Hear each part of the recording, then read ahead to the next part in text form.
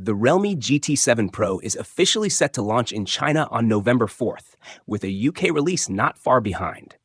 Today, we're diving into the unboxing and first look of this much-anticipated device. Hey everyone, if you're loving these tech videos, don't forget to subscribe and hit the notification bell for all the latest updates.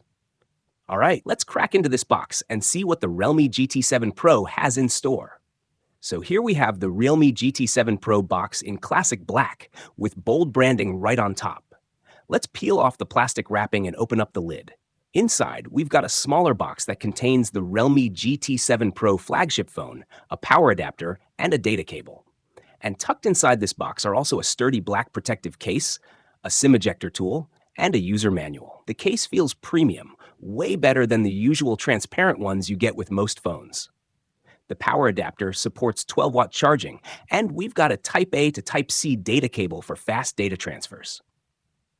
Now, let's peel the plastic off the phone itself and take a look at the design. This model comes in white, but there's also a titanium option, which I'll be unboxing in the next few days. Stay tuned if you want to look at that one. The phone's back is a sleek glass with Realme branding along the bottom, and there's a square camera module at the top. Realme's added Hyper Image Plus on the camera module, which doesn't jut out too much, keeping a smooth look from the side.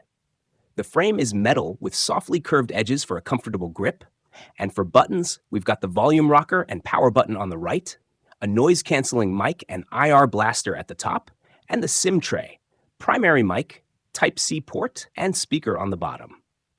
Let's power it on, and we see that familiar Realme UI branding.